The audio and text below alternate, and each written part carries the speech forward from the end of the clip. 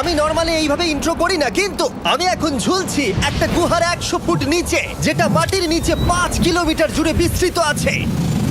আর আমরা এটা পছন্দ করি বা না করি, যখনই আমি আর আমার বন্ধুরা মাটি টাচ করলাম, আমরা অফিসিয়ালি এখানে আগামী 7টা দিন কাটাতে চলেছি। বাবারে, এটা আমার জীবনে করা সবথেকে ভয়ঙ্কর জিনিস। প্রথমত, আমাদের এখন এখান থেকে অনেকটা দূরে যেতে হবে। কেন? যদি ঝড় বৃষ্টি হয় তাহলে এই পুরো জায়গাটা জলে ভরে যেতে পারে, আর সমুদ্রের মতো ঢেউ এসে সবাইকে ভাসিয়ে নিয়ে যেতে পারে। সেই জন্য আমাদের আরো ভিতরে যেতে হবে একটা বেস ক্যাম্প বানানোর জন্য। ভাই এটা পুরো পাগলাম। এটা একটা অন্য জগৎ মনে হচ্ছে। এই কেভ এন্ট্রান্সটা হয়তো দেখতে সুন্দর, কিন্তু দেখে যা মনে হচ্ছে আসলে তা নয়। আর আমরা হয়তো জানি না যে আগামী 7টা দিন আমাদের জীবনের সব থেকে কঠিন সময় হতে চলেছে। সব থেকে বাজে ডিসিশন। ঠিক আছে, আর কিছুক্ষণের মধ্যেই অন্ধকার হতে চলেছে। ক্যাম্প না করলে আমরা বিপদে পড়বো। আমরা কোথায় যাচ্ছি সেটা কি বলবে? আমাদের ক্যাম্প সেটআপের জন্য একটা ফ্ল্যাট গ্রাউন্ড খুঁজতেই হবে। কেভের ভেতরে ঢোকার পরে আমরা এমন একটা জায়গা খুঁজে পেলাম যেটা অনেকটা উঁচুতে থাকায় আমরা জল থেকে সুরক্ষিত থাকতে পারবো। তার মানে এটা ক্যাম্পের জন্য পারফেক্ট। পারফেক্টটা একটু বেশি হয়ে গেল। মোটামুটি বলা যেতে পারে। ঠিক আছে, ক্যাম্পের জন্য মোটামুটি। প্রথম দিনের বাকিটা আমরা কাটিয়ে দিলাম আমাদের জিনিসপত্র আনতে। প্রত্যেকটা ব্যাগের ওজন প্রায় 80 পাউন্ড। আর যেমনটা তোমরা ফুটেজে দেখছো, আমরা এটা করতে 4 ঘন্টা লাগিয়ে দিলাম। এখান থেকে যাওয়া খুব কঠিন।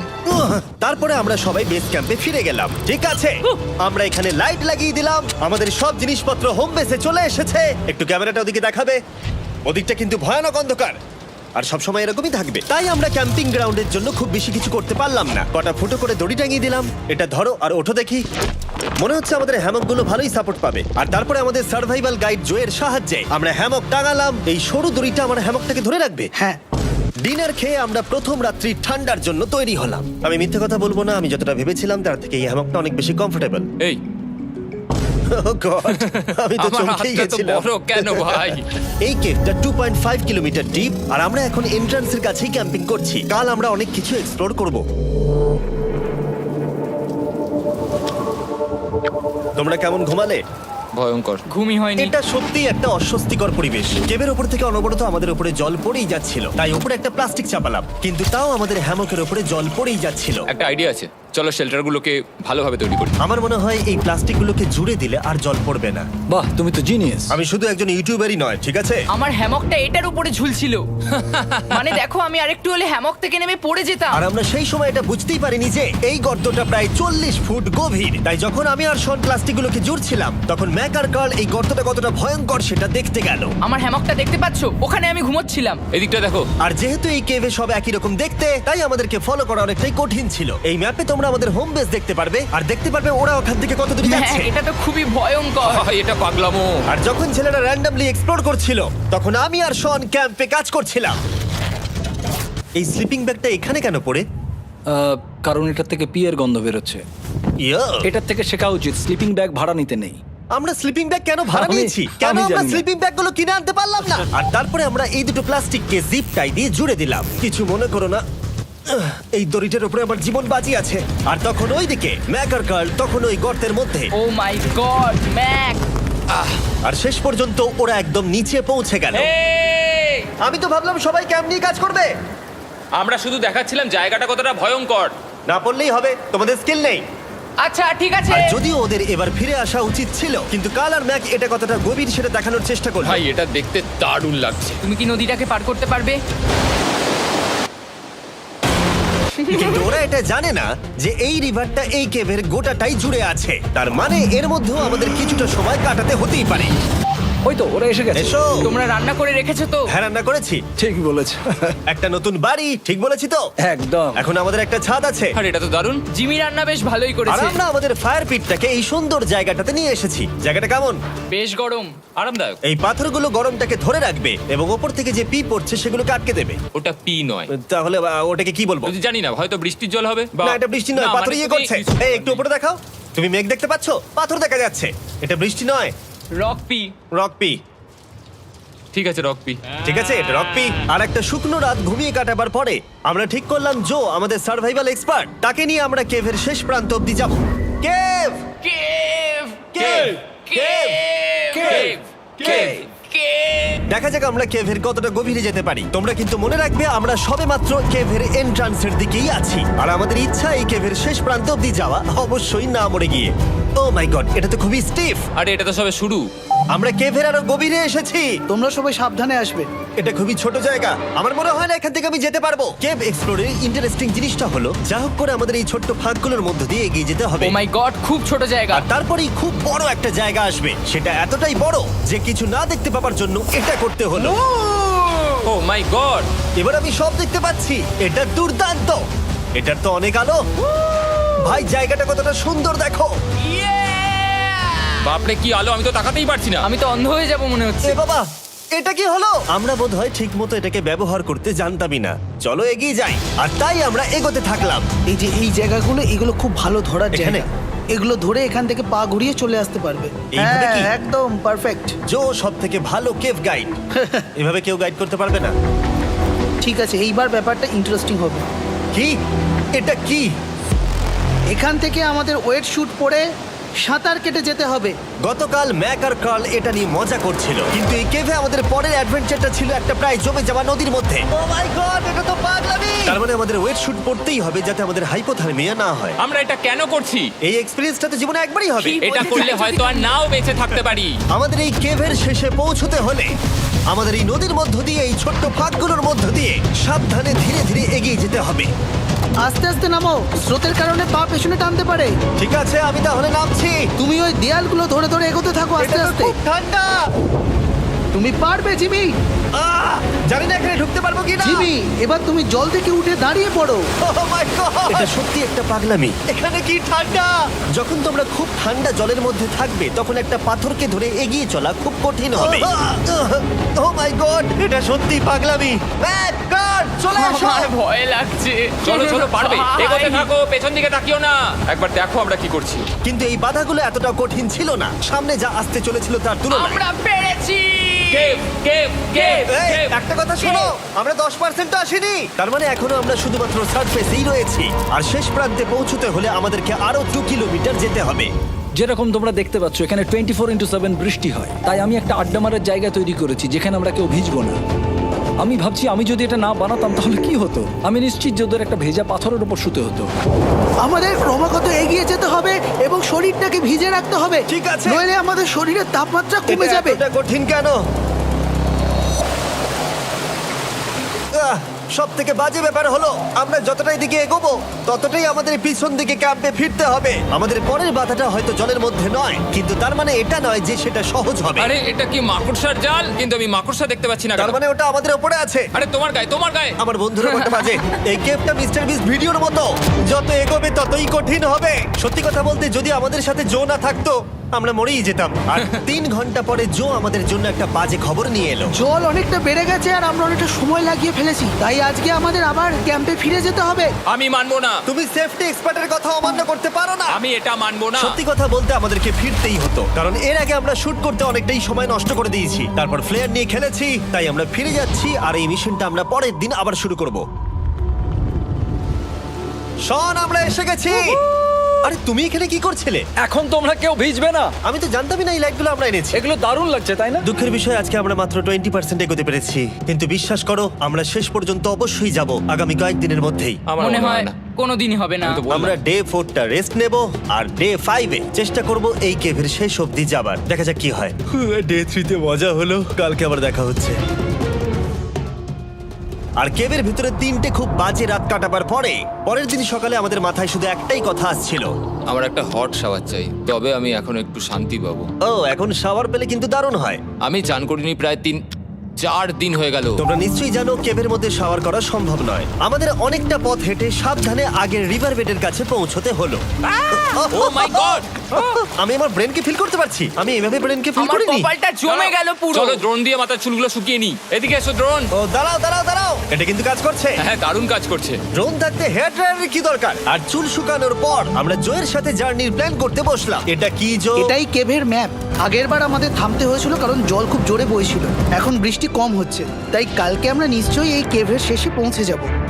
এটা ভয়ঙ্কর হতে চলেছে। প্রথমে আমাদের কালকে যেখান দিয়ে গেলাম সেখান দিয়ে আগে যেতে হবে। জলের মধ্যে ঝাঁপ দিতে হবে এবং পাথর দেখে হাঁটতে হবে। এগুলো সবকটা আমরা যদি পার করতে পারি তাহলে আমরা গ্লো ওয়ার্ম চেম্বারে পৌঁছে যাব। কেমন দেখতে তুমি সেটা বলো না, আমি তোমাদেরকে সারপ্রাইজ দিতে চাই। তোমার মনে হয় আমরা পারবো? ওইসব বাদ দাও, আমরা ঠিক কালকে পৌঁছে যাবো। কালকের প্ল্যান আমরা চক আউট করে নিয়েছি। আমরা রেস্ট করছি আর ফেস্টিভ্যাল স্মোর্স খাচ্ছি আমাদের এনার্জি রিগেন করতে। সবাইকে চিয়ার্স। Yippee! জো এই প্রথমবার ফেস্টিভ্যাল ও, স্মোর্স দারুণ। খাচ্ছে। জো সত্যি কথা বলবে। এটা দারুণ, তাহলে ভালো লাগলো? দারুণ লেগেছে। আমরা এই চকলেটটা আগে কেন বের করিনি? এটা এমনি চকলেটের থেকে 10 গুণ ভালো খেতে। সত্যি কথা বলতে তোমরা যদি ফেস্টিভ্যালের সাথে স্মোর্স ট্রাই না করে থাকো তাহলে তোমরা মিস করছো। কালকে আমরা পুরো কেভটা এক্সপ্লোর করব, দেখা হচ্ছে। তাই আমরা ভালো করে ঘুমানোর চেষ্টা করলাম আর কালকের প্রিপারেশন নিলাম কেভের শেষে যাওয়ার জন্য। আমরা আমাদের জীবনের সবথেকে ডেঞ্জারাস জার্নি করতে চলেছি। ডে 3 এর অভিজ্ঞতা মাথায় রেখে আমরা কম শুট করেছি যাতে আমরা সামনের দিকে তাড়াতাড়ি এগোতে পারি। উহ, জলটা খুব ঠান্ডা। হ্যাঁ, আগের দিনের মতোই খুব ভালো। এই তো আর যাতে আমরা সবাই বেঁচে ফিরতে পারি তাই জো ছাড়াও আরেকজন সার্ভাইভাল এক্সপার্টকে আমরা নিয়ে এসেছিলাম। এখানেই আমরা ডে 3 তে আটকে গেছিলাম। এখন আমরা কি করব? এবারে আমরা অনেক তাড়াতাড়ি এসেছি। আমাদের পিছনে ঘন অন্ধকার। কোথায় যাব? এই রাস্তাটা অনেক সরু এবং হ্যাঁ। স্রোত প্রচুর বেশি, তাই আমরা দেয়ালগুলো ধরে ধরে আস্তে আস্তে এগোবো। এই যে এইভাবে। ও হ্যাঁ, God! এই রকটায় জাম্প করো। কয়েকটা ভালো পাথর আছে যেগুলোকে তুমি ধরে এগোতে পারবে।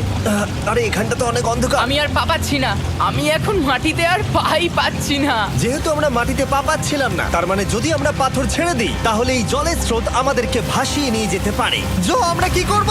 আমি এটা ধরে এসেছি, তুমি এটা ঠিক আছে, ধরো। আমি তো দেখতেও পাচ্ছি না কোথায় যাচ্ছি। জো স্রোত আমাকে ভাসিয়ে নিয়ে চলে যাচ্ছে। আমি তুমি করবো কি করে? পারবে, পারবে। শুধু মুখটা এখান থেকে ঢুকিয়ে দাও, আমি হেল্প করছি। এখানে আমি ঢুকবো? হ্যাঁ, এই গর্তের মধ্যে। এই তো খুব ভালো।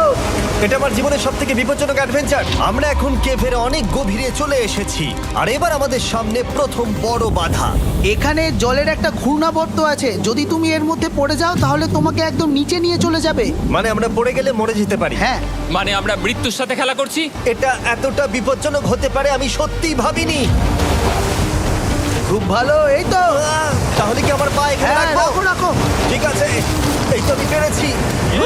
এটা আমার ভাবনার থেকেও বেশি কঠিন ছিল। এই নদীটা কতটা শক্তিশালী এই গোটা কেভটাকে তৈরি করেছে। কিন্তু মজার ব্যাপার হলো আমরা পাথরের মতো শক্তিশালী নই। আমি শুধুমাত্র মানুষের মতোই শক্তিশালী। সৌভাগ্যবশত কাল এই অ্যাডভেঞ্চারে লিড করেনি, তার বদলে আমরা একজন অ্যাভেঞ্জার জোকে পেয়েছি। ও কতটা এক্সপার্ট তার প্রমাণ হিসেবে বলতে পারি। সে লিটারালি কতটা ওপর থেকে আমাদেরকে নদীতে ঝাঁপ দিয়ে দেখালো। ও মাই গড, এটা পাগলামি। কে বললো এটা পাগলামি? এটা তো আমার কাছে খুবই সহজ। আমি এটা করব। তুমি কোনোভাবেই এটা করতে পারবে না। আরে কি বলছোটা কি তুমি? আমি এক্ষুনি করতে চাই। চলো যাচ্ছি Joe. Godspeed back. Jimmy আমার সাথে যা যা করেছে তার কাছে এটা তো কিছুই নয়। 3, 2, 1।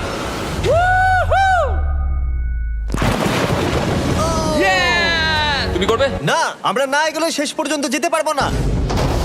ও মাই গড, আমাদের নিচের দিকে যেতে হবে। আমরা সবসময় স্রোতের উল্টো দিকে কেন যাই? এখন শুধু আমি ভেসে ভেসেই যেতে পারবো, আর কিছু না। এই জলের তলায় অনেক ধারালো পাথর আছে, তোমরা সেগুলোকে দেখতে পাবে না, তাই সাবধানে পা ফেলবে। ও মাই গড, আবার এটা গভীর আরে হচ্ছে। আমার পা তো কিছুর উপরে রাখতে হবে। ছোট পাথরগুলোই একমাত্র বাধা ছিল না, মনে হচ্ছে আমাদের প্রতিটা পদক্ষেপে। ও ভাই, আমি কিচ্ছু দেখতে পাচ্ছি না। এটা খুব ভয়ঙ্কর। কেভটা আরো অন্ধকার হয়ে আসছিল এবং আরো সরু। আর তখন আমরা জানতাম না যে আমরা ফিনিশ লাইন অবধি পৌঁছতে পারবো কিনা।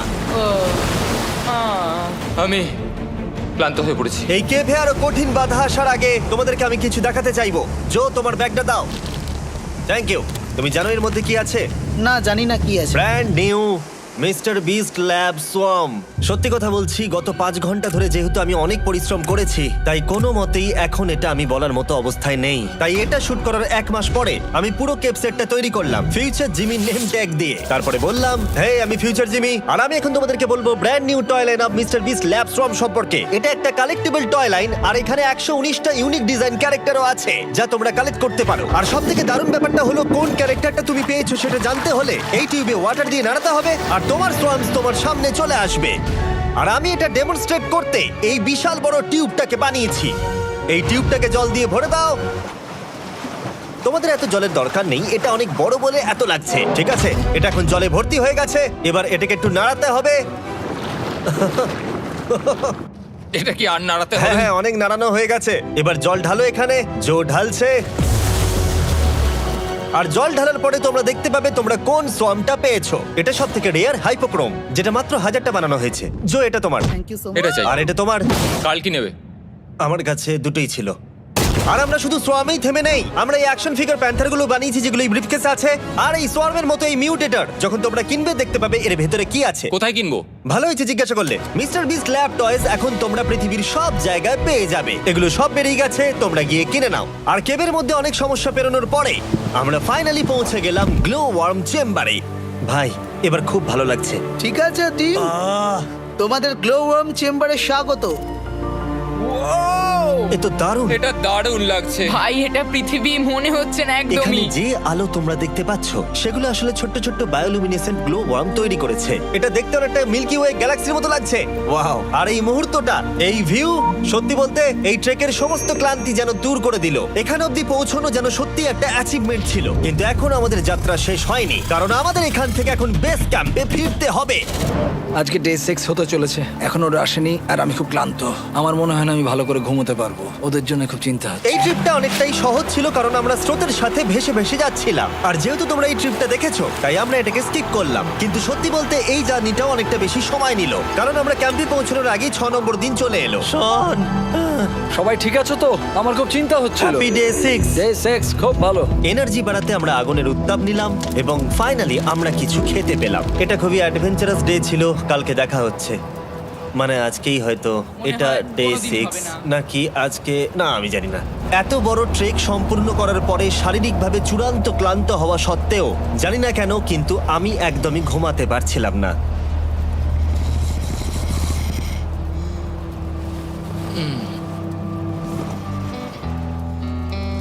আমি 7 দিন সলিটারি কনফাইনমেন্টে কাটিয়েছি, কবরে কাটিয়েছি, 7 দিন রাফটে থেকেছি। কিন্তু সত্যি কথা বলতে এটা সবার থেকে বেশি কঠিন ছিল, কারণ সব সময় ভিজে, ঠান্ডা, প্রত্যেক মুহূর্তে এই পাথরগুলো শরীরে ব্যথা দিচ্ছে। বেশিরভাগ সময়টাই এই কেপটা দুঃস্বপ্নের মতো ছিল। কিন্তু তোমার আর আমার মধ্যে জিমি! ইয়ো! গার্ড, আমাকে দেখতে পাচ্ছো? এটা পৃথিবীর সবথেকে উজ্জ্বল টর্চ। মজার মুহূর্ত অনেক ছিল। মাটির নিচে 300 ফুট গভীরে অভিযান চালানো থেকে আমাদের সবাই মিলে হ্যামক নিয়ে হাসাহাসি করা সবকিছুই অভিযানের অংশ ছিল। যেহেতু আমাদের সঙ্গ দারুণ, চলো তিমির মতো আওয়াজ করো। তাই এই ভিজে, ঠান্ডা, পাথুরে অদ্ভুত কেভের ট্রিপটা বদলে গেল আমাদের জীবনের সব থেকে সুন্দর মুহূর্তে।